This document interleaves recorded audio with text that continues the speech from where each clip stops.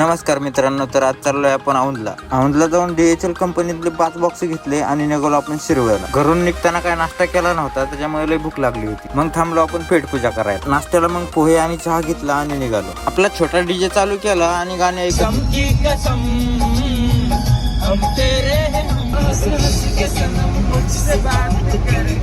कंपनीत पोहोचून 5 box deliver केले आणि त्यांच्याकडून पैसे घेतले. निघालो आपण आपल्या पुण्याला वापस.